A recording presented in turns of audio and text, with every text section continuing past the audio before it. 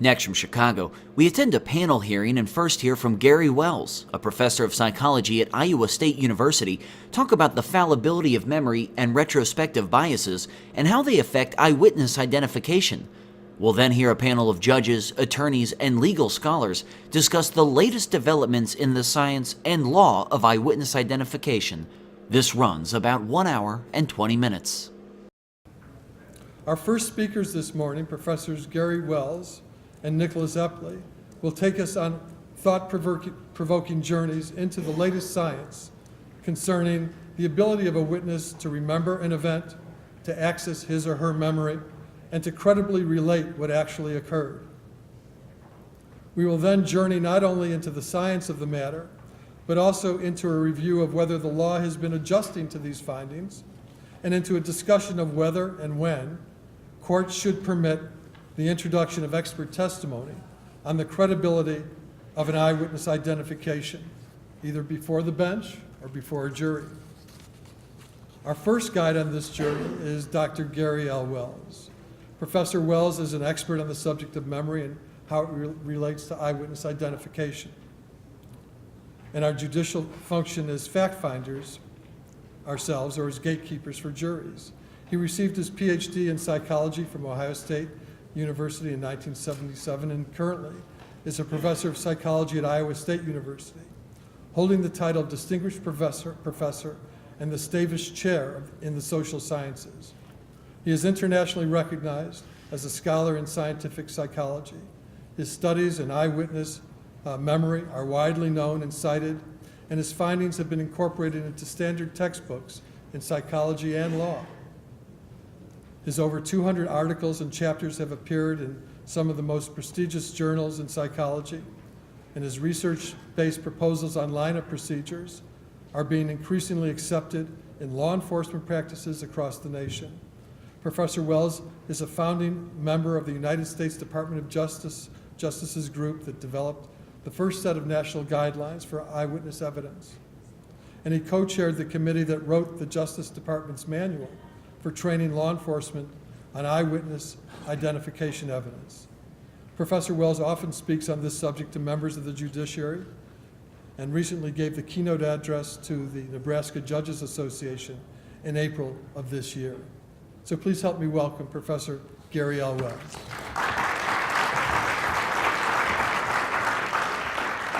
Thank you very much, and good morning to all of you. I'm happy to be here. There's some good things happening this year, I think, in this domain. So what I'm going to be talking about today is eyewitness identification. It's a very important type of evidence. It's a type of evidence that we need in the legal system, and we use a lot in the legal system. One of the things that happened this year is that the National Academy of Sciences, if you know what the National Academy of Sciences is, it is the most august, respected body of scientists, I think, in the entire world.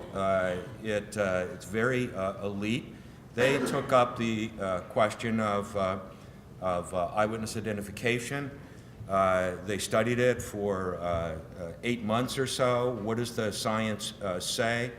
And reached conclusions and produced this report just a couple of months ago. Among the highlights, they say that it's increasingly clear that the scientific evidence shows inherent limits to memory. They basically endorsed the general ideas of this work as it has evolved over about a 30-year period. Among their recommendations are a strong recommendation of double-blind lineup methods, which I'll talk about some, videotaping identification procedures, which is rare, but we're starting to see some of that. Taking certainty statements at the time of the ID, I'll tell you why that's important, we'll get to that.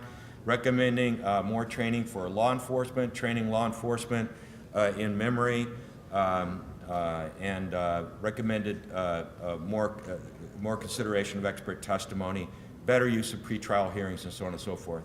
It's a very extensive report, and that's an important development. This one in particular is very interesting because Illinois passed a law this year. It's been signed by Governor Quinn. Starting January 1st, lineups are to use double-blind lineup methods, an idea I introduced first back in 1988. It's taken a long time for that to sink in, and I'll try to give you a sense of why that's important and what that actually means. I'm going to start off by talking about some proven cases of mistaken identification, conviction of the innocent. I'm not going to spend a long time with that, but I think that's important. We're going to have a panel later, and it's potentially some fodder for the panel. I want to talk about the results of field studies that we've been accumulating over several years now of actual lineups and what those are telling us. And then I want to tell you about laboratory studies, which have been going on for much longer than any of these other things, and that preceded really the legal system's recent sort of awakening to the issues. I'll talk then about this double-blind lineup as a form of control, and something I think is incredibly important and that the Illinois bill did not deal with effectively, and that is trying to prevent the development of false confidence. I want to tell you how false confidence in witnesses happens and why that's at least partly under the control of the legal system, and the legal system is not taking it as seriously as they should. I'll start off with DNA exonerations. I'm sure that everyone in here is aware that since the advent of forensic DNA testing, so really starting in the early 90s, but continuing to test people's claims of innocence, many people have been exonerated. I'll show you a few numbers by DNA testing, and in other ways. Certainly, Rob can talk about that. Other ways. I'll just kind of highlight some aspects of. We've been tracking these for a long time. Cases like Kirk Bloodsworth, who was convicted of murder and rape in 1985. He was sentenced to death in Maryland's death chambers. 5 witnesses had mistakenly identified him. We ought to be interested anytime someone is exonerated in what went wrong, right? And that's really what this emphasis has been. Here we did back in the 90s an analysis of the first 40 of these cases. So if you look down the right-hand column, this is from an article that we published in the 90s, you'll see that mistaken eyewitness identification is driving these cases, is involved in these cases. Often there's something else that goes with it that, in fact, in and of itself doesn't mean much, but it, in the context of an eyewitness identification, seems incriminating. There are now, well, as of August, there are a couple more now, 317 of these DNA exonerations, 238 of which are cases involving mistaken eyewitness identification. Now, in some ways, one can trivialize that number and say, you know, that's a pretty small number in certain respects, even though it's affecting, obviously, real people. Here are just 99 of those mistakenly identified people who were serving hard time before forensic DNA testing came along and freed them. There's Kirk Bloodsworth, the person I mentioned before, who had never been in trouble with the law in his life, but he was sentenced to Maryland's death chambers. But remember that, keep in mind, it can only be a small slice of the cases. Eyewitness identification tends to be a hidden problem by its very nature. It's difficult to uncover these cases because if you look back, it turns out the biological evidence wasn't collected, or it was not collected properly, or it was destroyed, or it deteriorated, or the biological evidence was lost. If you talk to innocence projects, you'll see that they're very frustrated by this. There's only a very small percentage of cases that they can even test like that. But here's the big category: there was no biological evidence. That's a huge, huge category. And in fact, just a fraction of cases can be solved with DNA tests, because most serious crimes do not leave behind definitive biological evidence that could test this and have the potential to trump a confident eyewitness. It's very rare to have that kind of evidence for murders and muggings and burglaries and drive-by shootings. When I went through the DNA list, you may have noticed, or maybe didn't, that they virtually always involve sexual assault. Almost all the DNA exoneration cases, not all, but almost all, involve sexual assault, because that's where the DNA is, right? It's not gonna, how excited, in the form of semen, how excited is that guy gonna have to be robbing the 7-Eleven to leave behind that kind of evidence? So if you're mistakenly identified and the witness is confident, you're in trouble. It's not likely that there's something that's going to be definitive enough to save you. Fewer than 5% of eyewitness cases. We think it's much fewer than 5%, but that's our estimate, have DNA trace evidence that could trump mistaken eyewitness identification.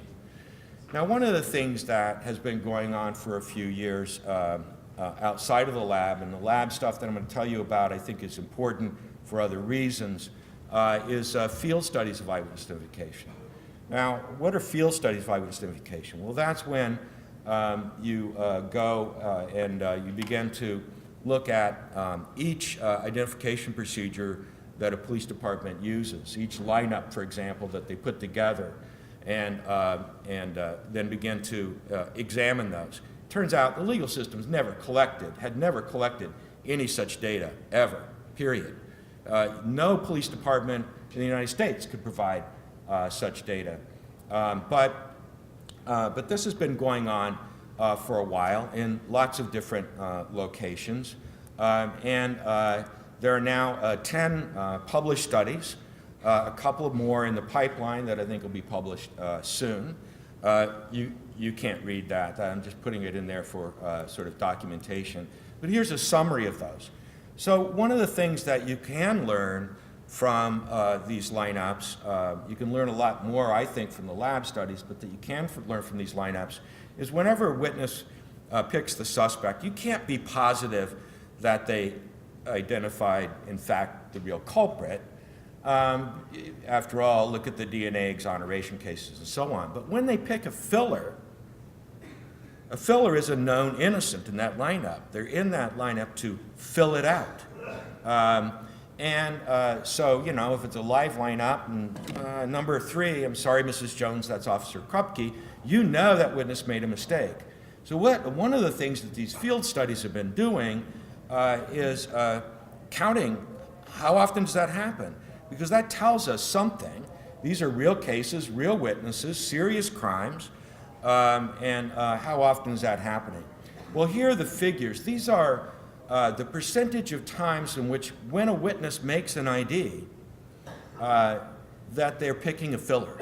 And you can see that the average across these 10 published studies, and this is based now on thousands of lineups, is 1 out of 3. 1 out of 3 times that a witness picks somebody from a lineup, we know it was an innocent person because it was a filler. It was a plant. It was a person that was put in there merely to fill it out. And so that doesn't tell us how often the suspect, when they identify the suspect, that person, that's a mistake. But it does tell us a lot about the propensity of witnesses when they do make these kinds of, how the propensity of witnesses to be willing to make positive errors like this. So that's a very important kind of data. It shows the same kinds of patterns and the same kinds of false positive kinds of things that we find in our laboratory studies. But I want to talk about these laboratory studies because these have been going on even longer. For nearly 40 years, psychological science has been conducting controlled laboratory studies of eyewitness identification. The value of these controlled laboratory studies is that they are able to get at cause and effect.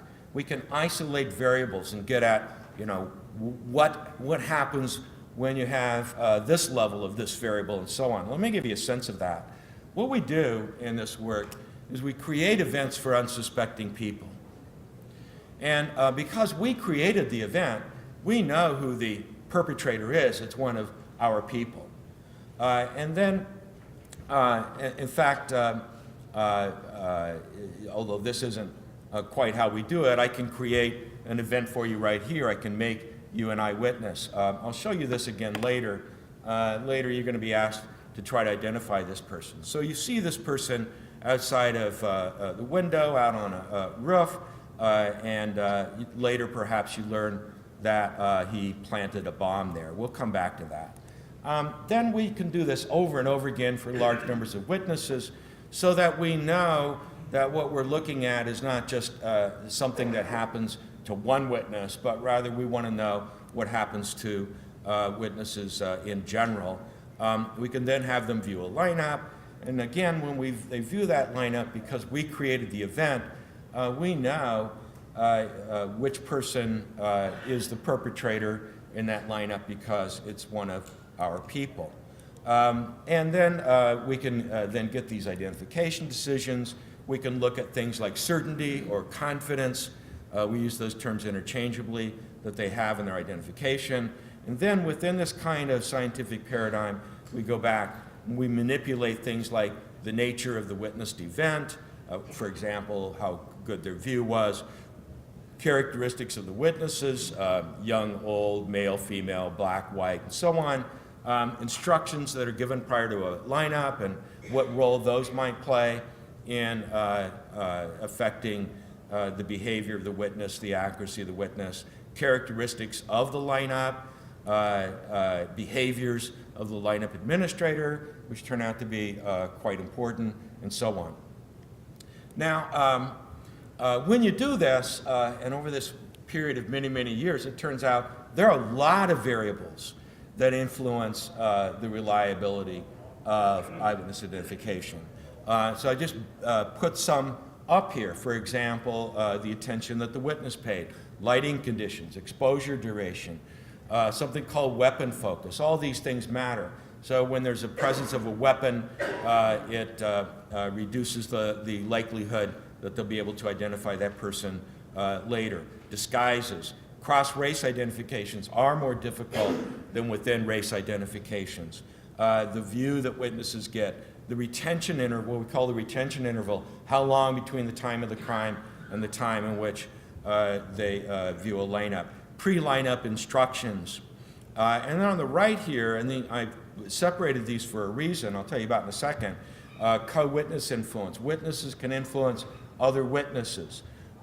Repeated identification procedures, where, for example, a witness is shown some kind of identification procedure, maybe photos, maybe a lineup in which there's their suspect in there and some fillers, and they get no ID, and then later put together another lineup with the same suspect and new fillers, for example, would be an example of a repeated identification procedure, which raises the likelihood, if that person is not the culprit, that they'll be identified. The structure of the lineup, how the fillers are selected, the extent to which those fillers are selected in a way that makes the suspect stand out. The suggestiveness of the behaviors of the lineup administrator, which we'll talk some about, and something called confirming feedback that influences the witnesses, and so we'll talk about those things. We'll talk about some of those things, especially the ones on the right.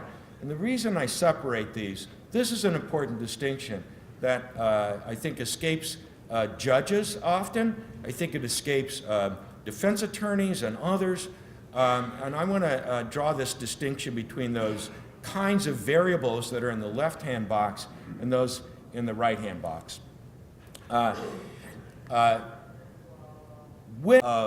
the defense, let's say, is claiming my guy didn't do it, this is a mistaken ID. There's a tendency for people to focus a lot, and there is some relevance of this, on things on the left-hand side. For example, you know, it was so dark. It was so dark. How could he possibly, right? It was cross-racial, and we know cross-race IDs are less reliable or more difficult. Or had a bad view, or it's been a long time. But the problem with that, and it's these variables on the left, is when you ask, then you have to ask, okay, those things matter, but why or how did the witness identify the suspect, your guy, instead of one of the fillers, right? In other words, the variables on the left, which I call general impairment variables, beg the question. They beg the question of, but why did the witness not pick one of the fillers? Take the cross-race case, all right? But, cross-race IDs are more difficult than same-race ID. They're more problematic, okay. And the witness is white, okay. But everybody in that lineup was black. How did the witness not pick one of the fillers? And so the ones on the left, these general impairment variables, they are important because when there is general impairment, like on the left, right, it sets up for greater influence of the ones on the right, but it still begs the question, how did the witness pick the suspect? So the ones on the right are what are specific to the suspect, right? How did the witness pick your guy? Well, because the co-witness came back out and said, they said it was number 3, or, well, it's a repeated identification procedure. This is the only person the witness saw 2 lineups in a row, right? Or the structure of the lineup. The fillers didn't even fit the description that the witness gave. So the ones on the right are specific to the suspect. The ones on the left are general impairment. And I think this is something that the legal system needs to make a stronger distinction between, right? And defense attorneys and everybody else. So I throw that out there as what I think is important. So exposure duration, yeah, it matters, but it doesn't explain why the witness picked that particular person from the lineup. View, that matters, but why did the person pick that particular person? Structure of the lineup, that tells us something about why the witness picked that particular person, or potentially, right?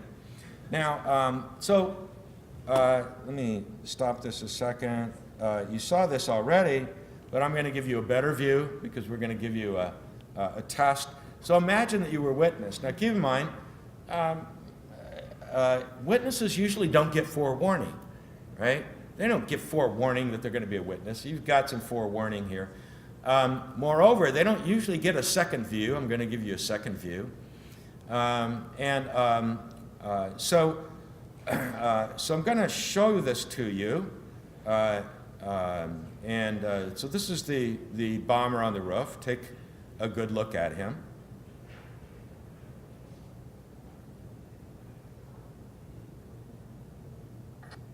All right.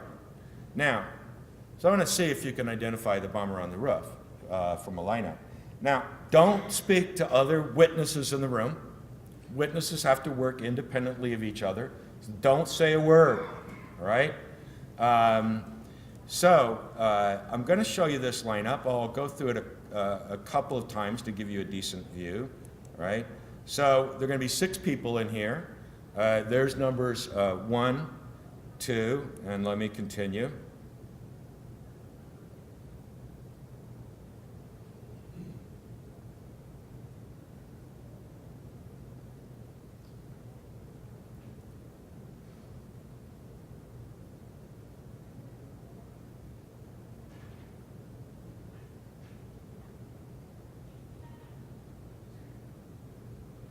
All right.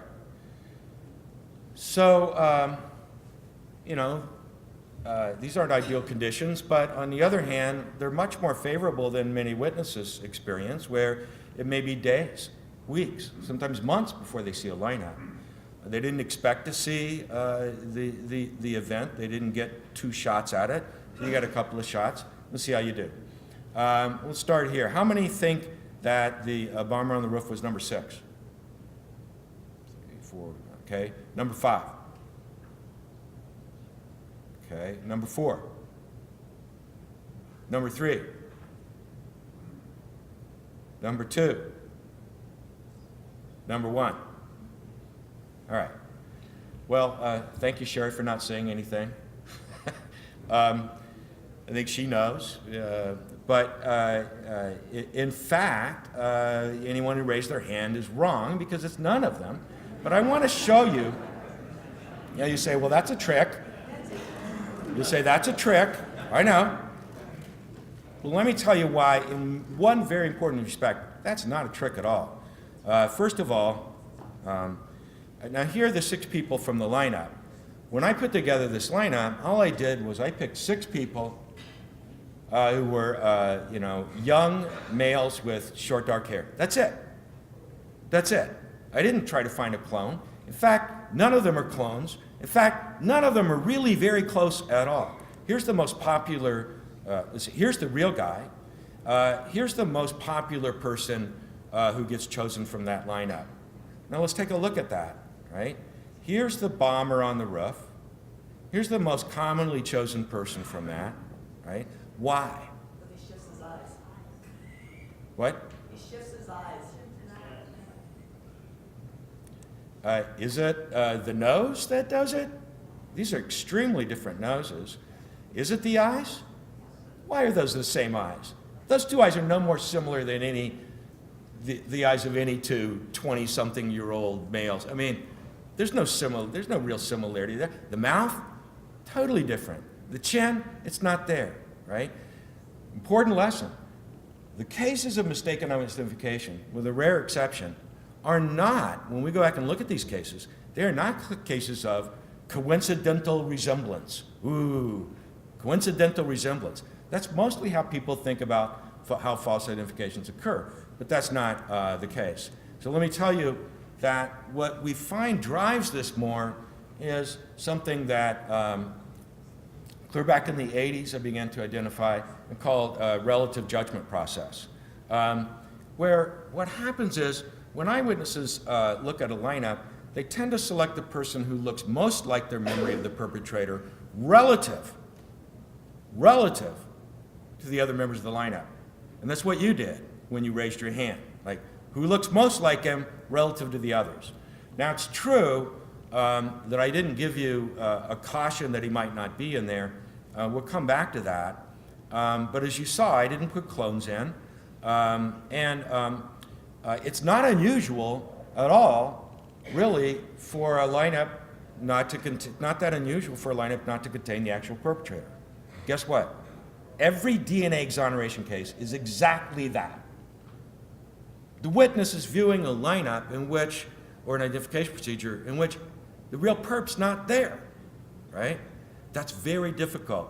To illustrate that, let me tell you about an experiment that we did.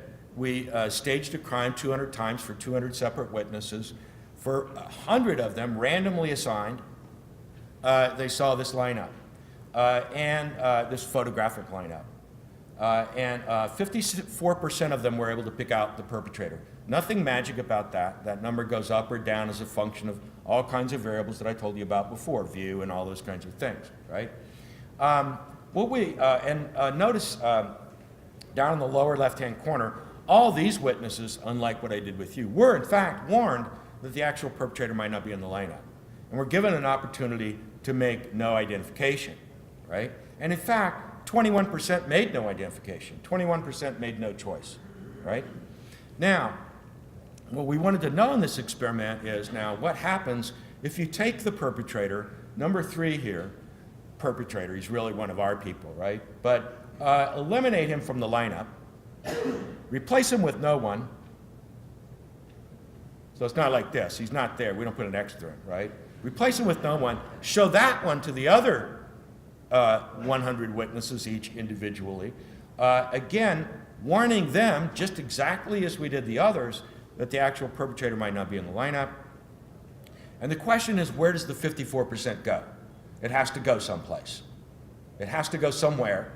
It can't just sit there. There's nobody in that slot, right? So one possibility, which would be great if it happened, is that 54% slides down here Now we've got 75% making no ID. But that's not what happens. I told you about relative judgments. What happens is only 11% slide down there, and the dominant tendency is to go to the next best guy. That's relative judgments. And that's a problem. The problem then with lineups, one simple way to think about it, it's more complex than this, is witnesses have a great deal of difficulty recognizing the absence of the perpetrator, even when they're warned that the perpetrator might not be in the lineup and given explicitly the opportunity to pick no one. So the problem with the relative judgment process then is that somebody in that lineup is always going to look more like the perpetrator than the remaining members of the lineup, even when the actual perpetrator is not in the lineup. There are lots of implications of this. I'll mention a couple. One is this, of course, is why pre-lineup admonitions, which, by the way, your new legislation in Illinois that takes effect January 1st requires a pretty elaborate what we call pre-lineup admonition or instruction to the witness ahead of time, that warning them that the person who they saw might not be in there and giving them clearly the opportunity to say none of these. And also, this is why the fillers that are used in a lineup need to fit the witness's description of the culprit in significant ways, so that if the witness, so that you don't go into that lineup a priori with a stacked situation in which who looks most like him? The suspect. Why? Because whether he's guilty or not, the other fillers don't really fit the description that the witness gave. The witness just simply eliminates them and homes in on that person. So blind testing, or more technically double blind, is a staple idea in science. When I first came up with this idea of the blind lineup in the 80s, it wasn't rocket science. It was just science. I mean, science uses double-blind methods in its research. It's to prevent the tester from unintentionally influencing the person being tested. And unintentional is the key here, because people are generally aware of the ways in which they unintentionally influence others. The Federal Drug Administration requires double-blind studies before a drug can enter the market. And in the case of drugs, it's that the person getting the experimental drug doesn't know, did I get the drug, did I get a placebo? They don't know, right? The double-blind and double-blind experiments are a staple in science. And the double-blind lineup simply says that the person who administers the lineup does not know which person is the possible suspect, which ones are the known innocent fillers, so that they can't influence that witness. There are lots of ways in which, again, unintentionally, don't get the wrong idea here. I'm not saying that law enforcement would do these things intentionally. Law enforcement people are just human. We're all human. Scientists are human. You have to use double-blind procedures to conduct these kinds of tests. So we're concerned about verbal influences in that kind of setting, where the suspect is in position 3, the lineup, and the lineup administrator is usually the case detective who knows that. The case detective knows, my guy's in number 3. 1, 2, 4, 5, 6, those are just fillers, right? And let's suppose the witness says, number 2, right? What might a detective unintentionally do? Now, be sure you look at everyone. Okay. Which is really, in the witness's mind, a way of saying, get the hell off number 2. It's not 2, right? Now, notice the different kind of reaction if the witness happens to say, again, the suspect's in position 3, witness says, number 3, okay, then it's, tell me about number 3. That person, that detective should not be in the room, should be nowhere close. The person who is administering this should not be telling the witness, take your time when the witness is trying to move toward a filler, shouldn't be steering the witness at all. But this is what people do. And again, not intentionally, but unintentionally. Or in a case that we documented where we know that the witness said absolutely nothing for a long period of time, and the detective, there was actually 2 detectives in the room, said, well, I noticed you paused on number 3, right? And I think the witness did pause on 3. I got to know this detective. He meant no harm. But I think the witness paused on numbers 1, 2, 4, 5, and 6 as well. But see, to the detective, it was more significant that pause on 3, right? So that's the idea, really, the main idea driving your new law that takes effect January 1st. But we're also concerned about nonverbal influences. You know, it's not a solution which the FBI jumped onto, and I've been on them ever since, when they first learned about my work in the late 90s and or the early 2000s. The person administering our photo lineups, because they use a lot of photo lineups, can't say anything to the witness. That's a bad idea. That's a really bad idea. Because there are all kinds of nonverbal influences that can be given to witnesses. It doesn't take words. Moreover, it's a bad idea because sometimes witnesses make ambiguous statements they need clarified. Are you saying, you know, the witness is like 2, but 5, okay? You need a person there who can clarify, what are you saying about 2 or 5, right? It just shouldn't be one who knows. Is 2 the suspect or is 5 the suspect, right?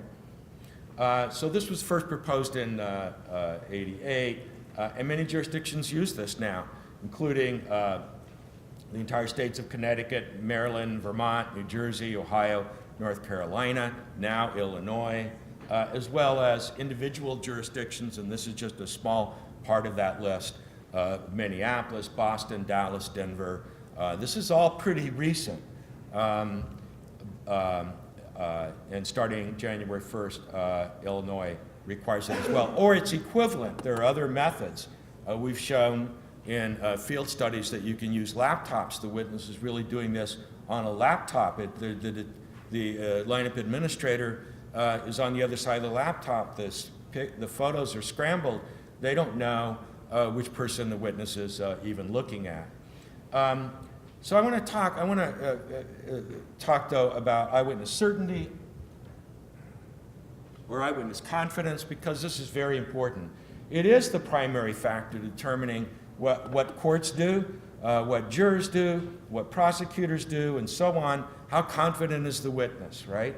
And in fact, lab studies show that there is useful data to be gathered from the confidence of the witness. It is correlated with their accuracy, imperfectly, but you know, there's some value to that confidence statement. But it's unfortunate that the way in which the legal system goes about treating witness confidence creates a problem, or collecting it. And it's important to keep in mind, eyewitnesses can be influenced even after they've made an ID. For example, after making an ID, a detective is perfectly free to say, good, you got the suspect, right? Or, yes, you got him. These are comments that we know get made. Or in one case, we know there were 3 detectives administering the photo lineup, and when the witness pointed to the suspect, they clapped, right? Now, we wanted to know what this does, so we've been studying this for quite some time. We create witnessed events, they make a lineup identification. In the data I'm going to show you, all these witnesses are wrong. We showed them a lineup in which the real perp wasn't there. We got all kinds of mistaken identifications. But then at the flip of a coin, random assignment, they either get feedback, confirming feedback, good, you got the suspect, you identified the suspect, or they're told nothing in a control condition, right? Now, that happens after their ID. But then we ask them questions like, we take various measures about their witnessed event, lineup identification, questions like, how certain or confident were you at the time of your identification that you identified the real gunman, right? Now that shouldn't matter whether they were told, oh good, you identified the suspect or didn't tell them that, because we're asking them about at the time of their identification, right? How good was the view you had of the gunman? Everybody got the same lousy view. And other kinds of questions. How much were you paying attention and so on. So let me show you data from this. This is the percentage of witnesses who then score at the extreme. Remember, all these witnesses are mistaken. And indeed, only about, in this particular experiment, about 11% or so, maybe 12% of witnesses in the control condition who were not given any confirming feedback say they were highly certain. Only 1 or 2% say they had a great view, which is good because they had a lousy view, right? But then the only difference between these mistaken eyewitnesses and the other eyewitnesses who got confirming feedback is just this one statement. Good, you identified the suspect, right? Now what happens is 46% in this experiment of these witnesses now say that they were positive or nearly positive all along, right? Over 25% say they had a great view, right? This is on the basis of one comment from the lineup administrator. This is manufactured false certainty. This is false certainty that isn't to be blamed on witnesses per se, but on a legal system that permits witnesses to get feedback before they go on record about how certain they are independently, in and of themselves, about their identification, right? Now, one last experiment that I want to tell you about. The question is, the point of this experiment is that this screws up our ability, this kind of feedback, to evaluate witness testimony. We had witnesses individually witness an event. They make a lineup identification, and they're either accurate or inaccurate. We get accurate witnesses from culprit present lineups, and those who identify the culprit are accurate. We used a lot of absent lineups, culprit absent lineups, to get mistaken IDs. So we have accurate and inaccurate here. And then they either get confirming feedback or they don't, right? They're either told you identified the suspect in the case, or they are told nothing. And then we examine them, we cross-examine them. We use a blind examiner who's asking them lots of questions, testimony kinds of questions. And then we tape those. And we have hundreds and hundreds of these who are either accurate or inaccurate. Then we show, we show these to what we'll call participant jurors, observers, people whose task it is to try to figure out, did that witness make an accurate identification or a mistaken identification? And here's what we found. That given no feedback, which what we would call pristine, non-contaminated witness who's testifying strictly out of their own memory, they were able to discriminate somewhat between accurate and mistaken witnesses. The blue there is how much they, what percentage of these evaluators believe the accurate witness. The red is what percent believe the mistaken witnesses. It's not perfect. It would be ideal if that was, they believed 100% of the accurate and none of the mistaken, but that's not realistic. So this becomes our sort of index of the accuracy of being able to discriminate these observers between accurate and mistaken testimony. What happens to those who gave confirming, who were given confirming feedback? They can't tell the difference. They can't tell the difference. You give reinforcement to a mistaken witness, they look just like an accurate witness. And that's what the system tends to do. Now, the answer, so this is, there's no difference there at all. I'll come back to that. So the answer to this is, that we've developed is double-blind lineup. So the lineup administrator doesn't know, did the witness pick a filler, did the witness pick suspect, and then at that setting, at that time, and this is one of the things that the National Academy of Sciences has endorsed and says you've got to do this, taking a statement of certainty from that witness at that time by the double-blind administrator. That's your clean estimate of your best single clean estimate of the likely accuracy of that witness is that certainty statement taken then, not the certainty that the witness has at trial, not the certainty of that the witness has after they've been contaminated by other information. And so I will stop there, and I suppose there is 5 minutes for questions? There's 5 minutes for questions. We will have a panel, so there will be other things coming up. So that's all the time I have. Let's give questions here. Yes?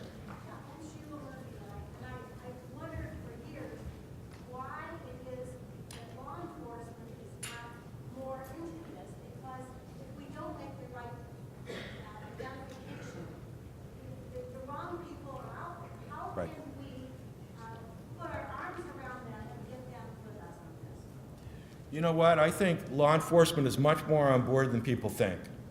It's just that they need the information more. When we give them the information, when we get into those jurisdictions, when they learn about it, they do tend to be on board. You're absolutely right.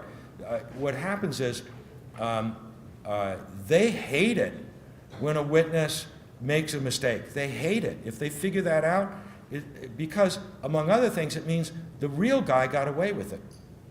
They hate that. They're not trying to make mistakes.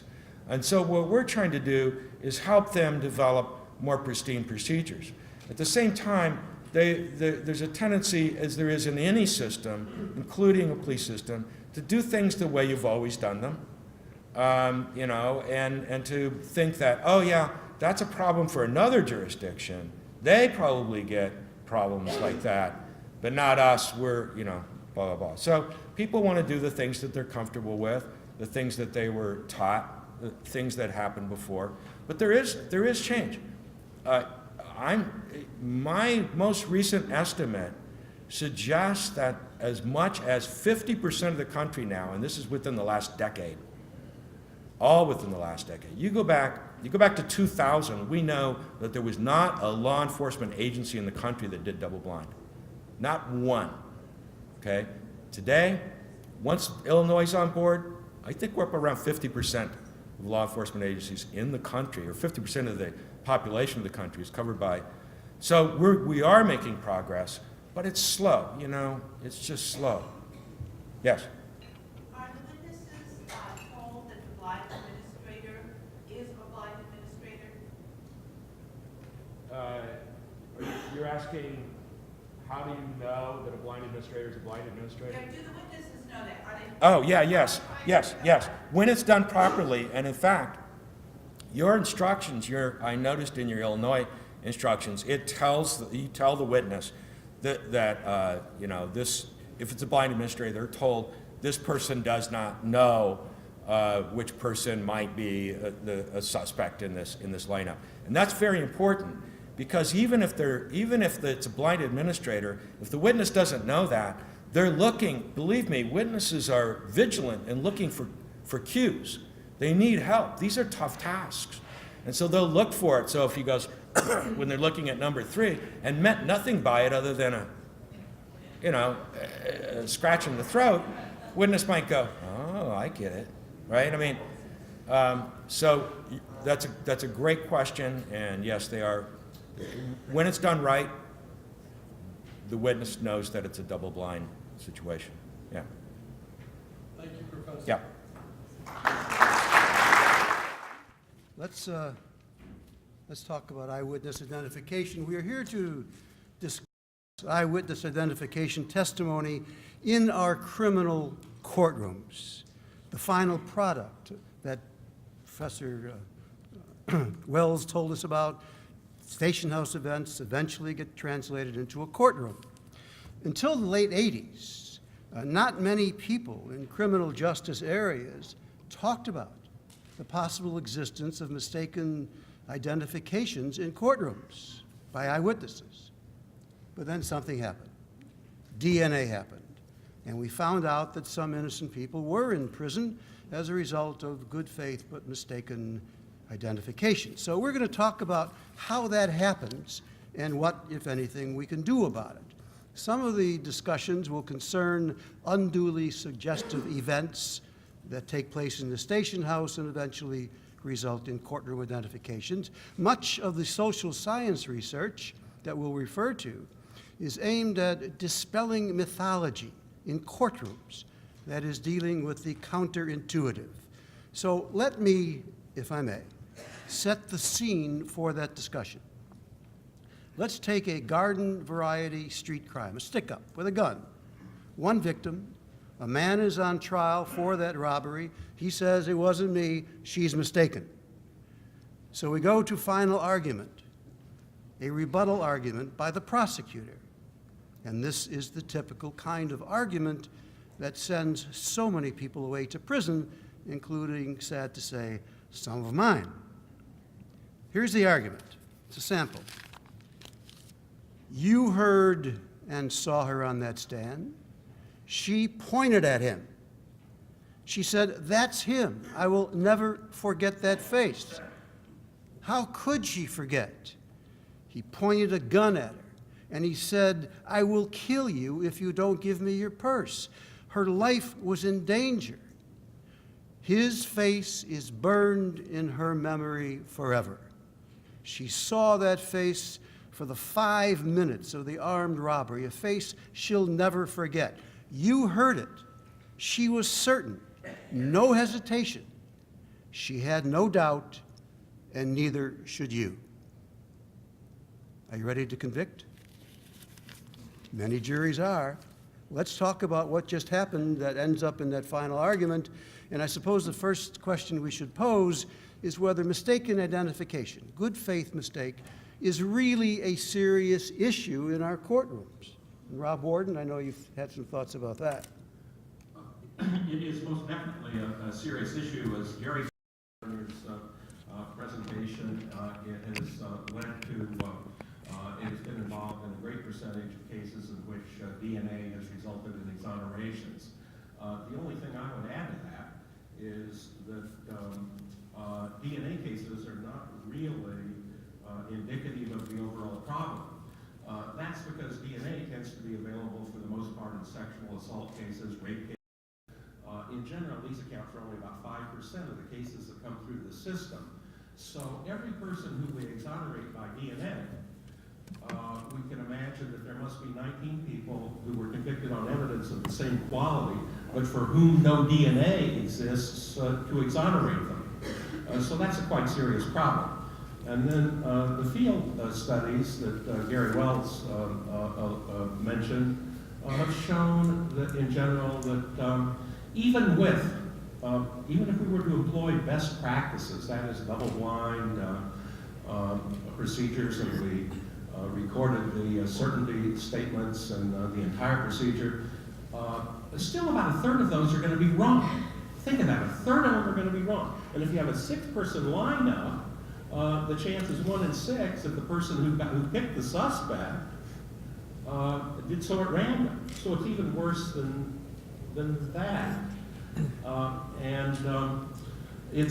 So yes, I think there's absolutely no question that it's a serious problem, and that eyewitness identification in general is so unreliable that if the standard of admitting evidence before juries is whether it is more prejudicial than probative, then we probably shouldn't allow eyewitness identification in the courtroom, stranger eyewitness in the courtroom at all.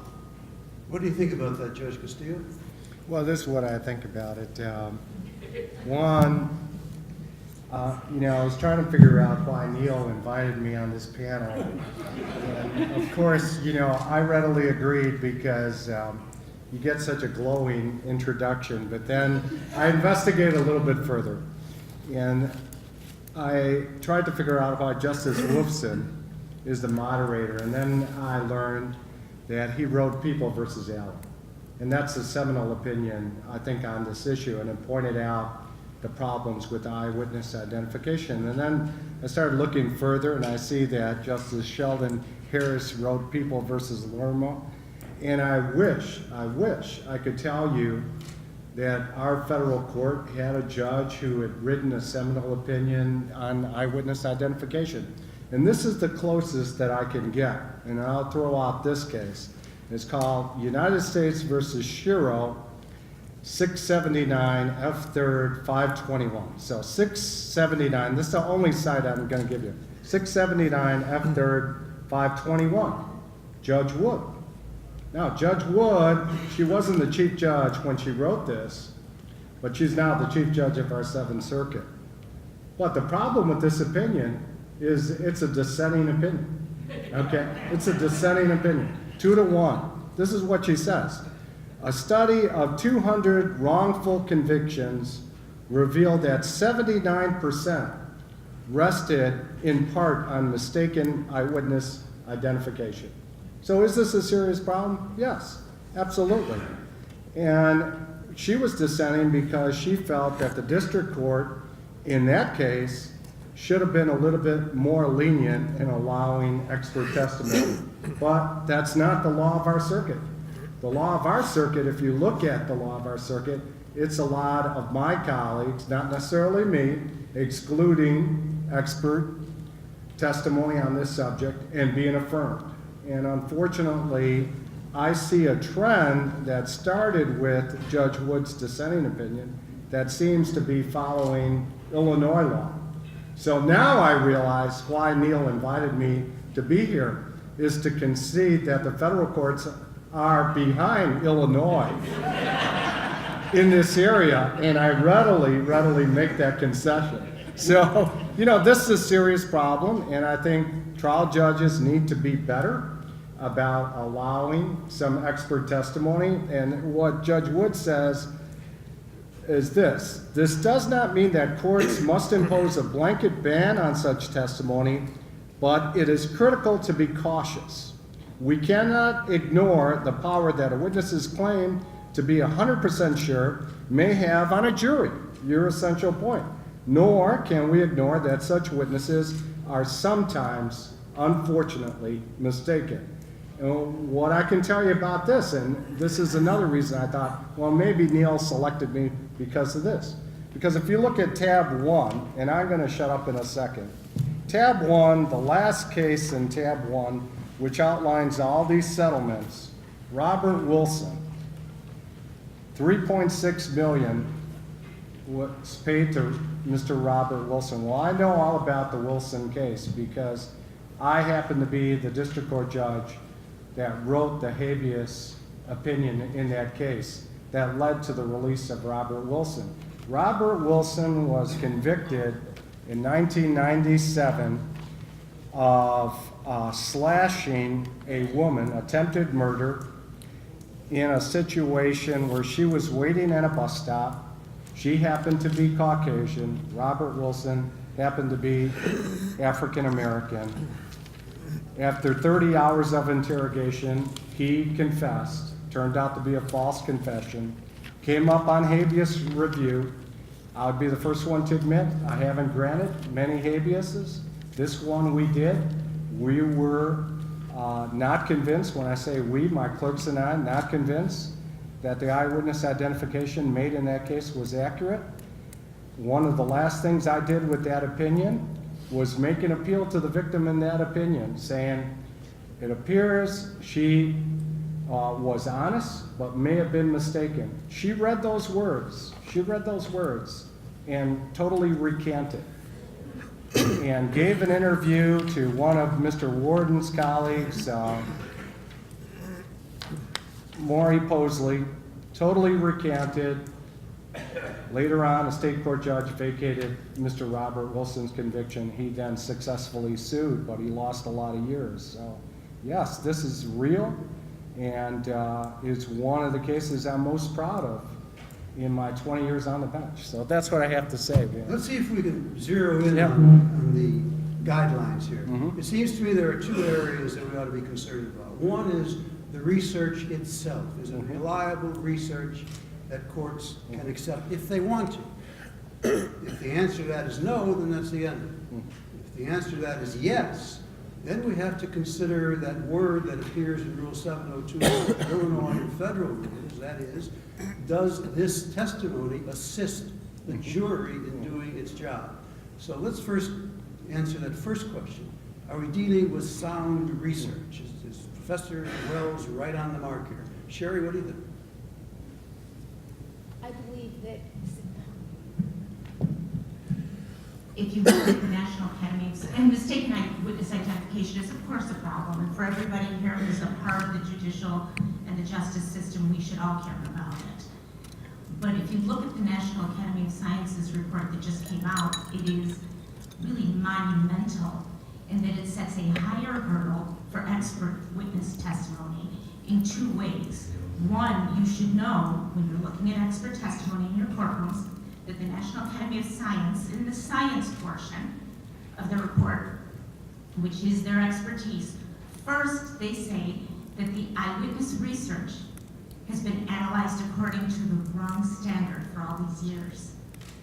That the research needs to be redone according to a more comprehensive and rigorous standard, that it is not reliable as it stands, that more research needs to be done, and that this area is not settled. And they give two examples, one being weapon-focused stress. They say more research needs to be done under comprehensive analysis.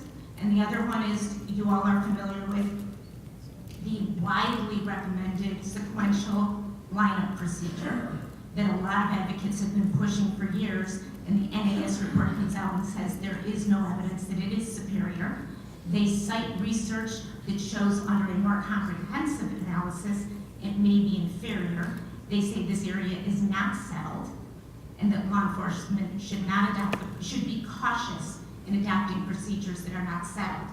And I just want to say the second thing you need to know before you have expert testimony in your courtroom is that the National Academy of Sciences, many of the experts have opened the door to your courtrooms by saying it's counterintuitive what we say. Confidence and accuracy have no correlation, and we must tell the jurors that these confident witnesses that they see have no correlation to accuracy. For some time, we've had reason to believe that there is a strong correlation. There's a positive correlation between confidence and accuracy. The National Academy of Sciences report says that in fact there is such a correlation, that it's a correlation with confidence at the initial identification. By having this testimony for so long that there's no correlation, I'm concerned that we've distracted ourselves from one of the key factors of accuracy. And as a result, I believe that the science is considered, after the National Academy of Sciences report, unsettled, and before someone before someone testifies in your courtroom, the prosecutor should have a good look at it, as should you. And that said, I still believe that there are cases that are appropriate for expert testimony, but it is not, after this report, going to be shouldn't be as readily accepted. Professor Wells, that sounds like a glove across the face. it wasn't meant to. It really was. How would you respond to all or some of that? I don't think it's a glove across the face at all. I think that, as in any science, there will be some unsettled issues. I mean, that's always going to be the case. I think that, for example, any expert would testify there's no relation between confidence and accuracy as a blanket statement is not a true expert. So, you have to make sure you're dealing with true experts, people who really know.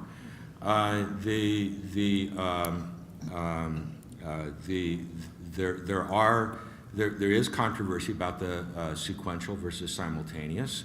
That's fine. So an expert probably shouldn't be testifying confidently about that. But those are pretty rare. That's a pretty rare issue to be involved in expert testimony. I agree that, in fact, expert testimony on eyewitness cases should not be routine.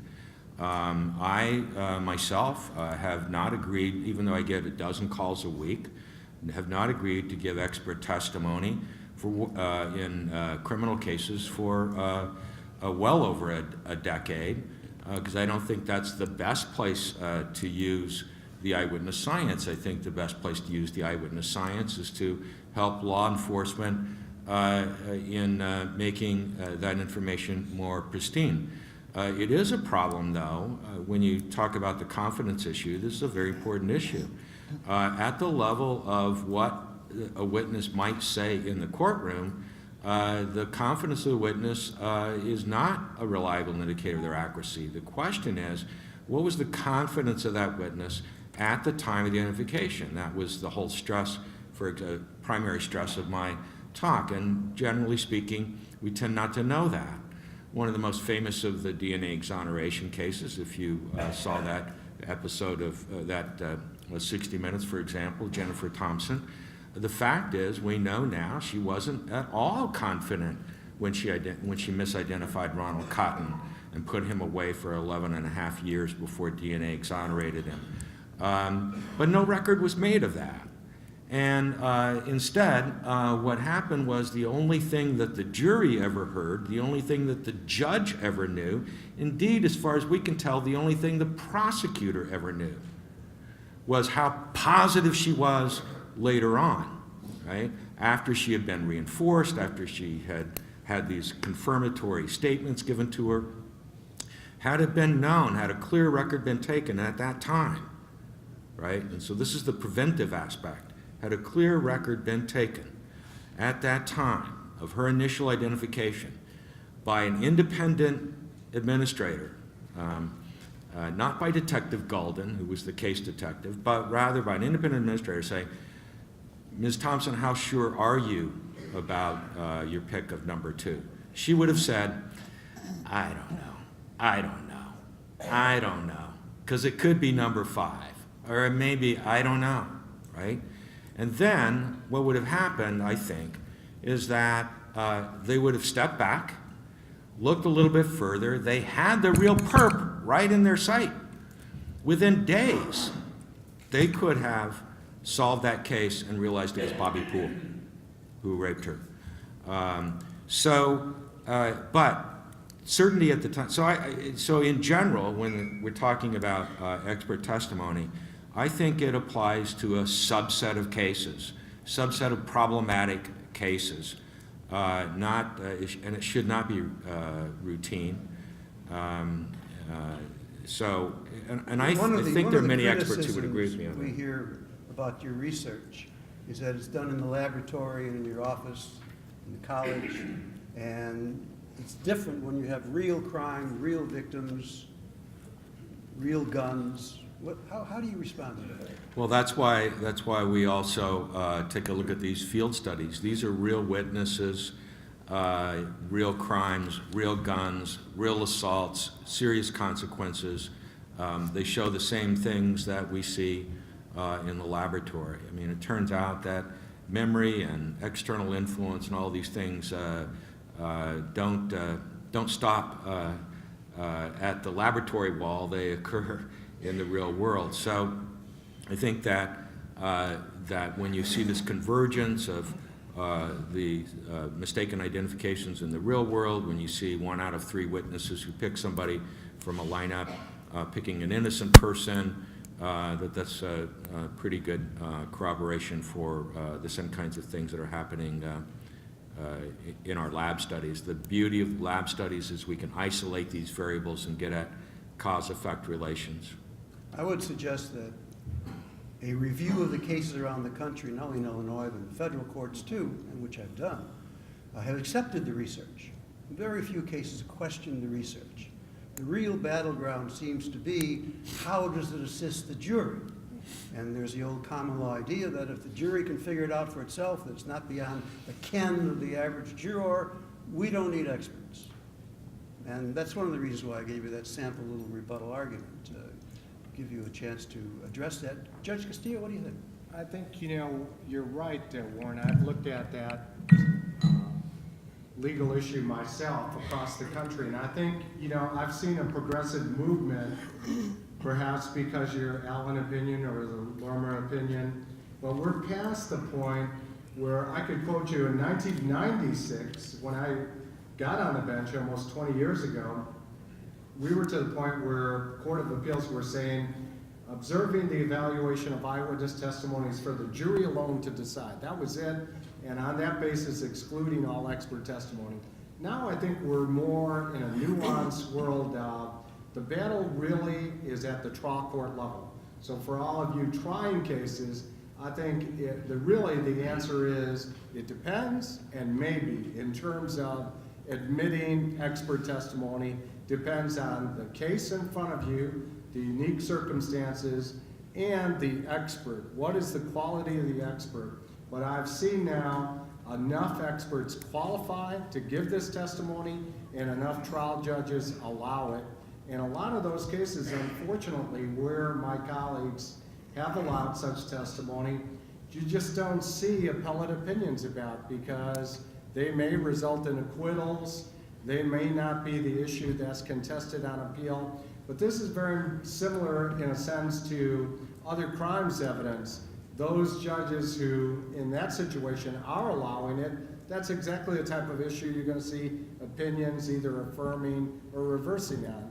And when the judge doesn't allow it, you Yeah. go up on an abuse of Exactly. discretion standard. That's which what's is happening. a difficult standard to Yeah. overcome, which gives me a message to send to Illinois judges. We now have 2 Illinois appellate court cases, and you're citing your materials, Allen and Lerma, where convictions have been reversed, not because the judge refused to have an expert testify, but because the judge didn't take the issue seriously. He didn't do a meaningful weighing of the pros and the cons, the unfair prejudice as opposed to the probative value. He just brushed it off in both those cases. And it resulted in 2 reversals. So it's a serious issue here in the state of Illinois and something every judge should consider. And I think that's going to be the trend around the country. Let's talk then about dispelling mythology. The witness who gets on the stand says, I'm sure that's the man, and the lawyer argues, look how sure she was. Professor Epler, what do we do about people who are so confident? Is there such a thing as witness bias, or what do we look for?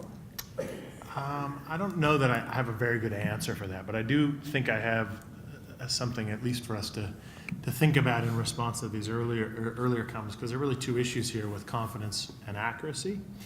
It is true that the eyewitness. It's easy if you're a judge, you work in psych and law, to focus very narrowly on this eyewitness identification. But within psychology, the relationship between confidence and accuracy is something we can study in almost any domain you can imagine. Right? So we can ask you, what's the height of Mount Everest? And you give us an estimate. And we can see how, we ask you how confident you are in that estimate, and we can see how accurate you are in that estimate. And that's typically the kind of evidence that we look at, very broad kind of studies about the relationship between confidence and accuracy. And there, just over and over again, we see correlations that look about the same size as you often see, at least in experimental studies of eyewitness accuracy, correlation between confidence and accuracy. That's a correlation in the 0.2 to 0.3 range. So it's bigger than 0. It's less than 1. Maybe it's going to be bigger in some cases than in others. So there is some useful information there, as Gary pointed out, and as Sherry pointed out as well. There is some useful information there. But I think the more interesting question, at least for me as a researcher, is how big do people think that correlation is? That's really the question for jurors. So there is a signal there that's of some value. Correlation's 0.3. What do they believe the magnitude of that correlation is? My guess is that they imagine that correlation, or they behave in ways that suggest that they think that correlation is much stronger than it actually is. So it turns out if you have a correlation of 0.3 between confidence and accuracy, then you will by statistical necessity find that the people who are most confident in their judgment are also the most overconfident. Just regression to the mean alone will get you that. Does a jury recognize that? That is what I don't know. Professor Wells, I wonder if you would address another mythology that some people talk about, and that is the weapon focus. This woman had a gun, give me your money or I'll kill you. What relevance does that have to your research? Well, I think that, we have to keep in mind that when a weapon is used, there's more involved than just simply a shift of attention. People do, and research shows that people's eyes go to the weapon. When their eyes go to the weapon, that's less time spent on the face, but there are other things involved like fear. Now, this is one of the, I think fear and stress is one of the big myths. Namely, like when you gave this kind of closing argument, how would you ever forget this person given that, you know, your life was at stake or whatever? And it turns out everything we've been able to look at seems to indicate that fear harms memory. And it makes sense that it harms memory. First of all, I mean, if you took introductory psychology, you know that the primary response that people have to fear is the same response that all organisms have to fear, namely fight or flight. The mental system, the cognitive system, the brain puts all of its energy and all of its resources into survival. Forming a clear memory of details doesn't help survival.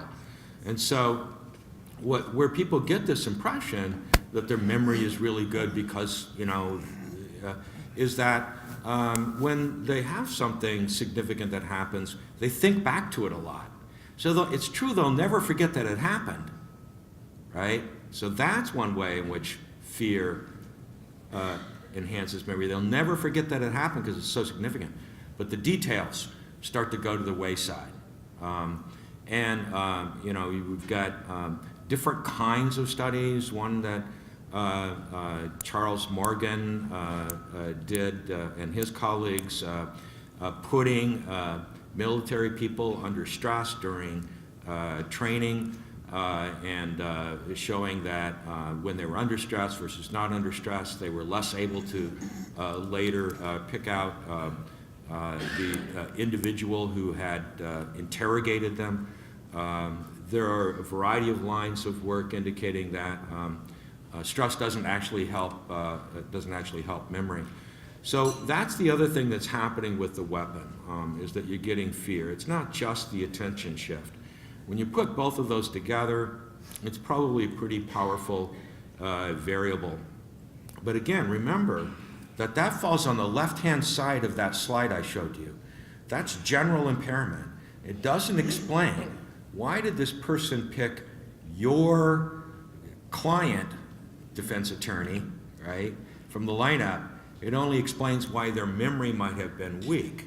So there has to be something else involved. It's only a partial explanation. You still have to decide what, you know, if their memory was so impaired, how did they not pick one of these fillers? So there has to be some other element involved. Yet in all the reported cases, we rarely see testimony about what happened in the station house.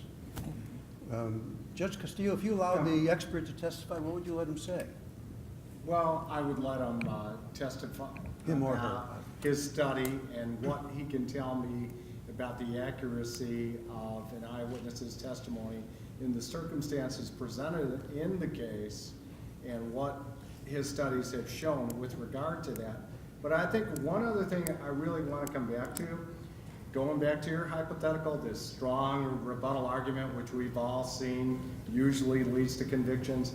What a difference it would make if either before that rebuttal argument or after that rebuttal argument, all of a sudden the trial judge is given an instruction on how to be cautious with eyewitness identification. Now, I know in Illinois you all have 315 circumstances of identification, which I think is better than our instruction in federal court. But when you look at what other states have done, Hawaii goes further.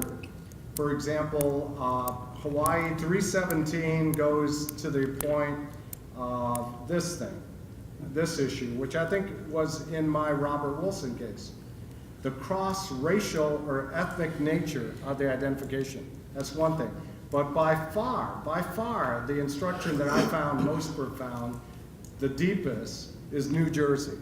And New Jersey, perhaps reacting to the opinion that you're citing here, New Jersey versus Henderson, has the most comprehensive jury instruction that even goes to the point that you were just making right now, that is weapon bias. They even have one point that says weapon focus. Quote, you should consider whether the witness saw a weapon during the incident and the duration of the crime. The presence of a weapon can distract the witness and take the witness's attention away from the perpetrator's face. And it keeps going. And literally, every single factor you and I could ever come up with is in this New Jersey jury instruction. Okay, that takes us. You're watching the Illinois Channel, an independent nonprofit corporation formed to provide gavel-to-gavel coverage of Illinois state government and other public affairs events taking place across Illinois.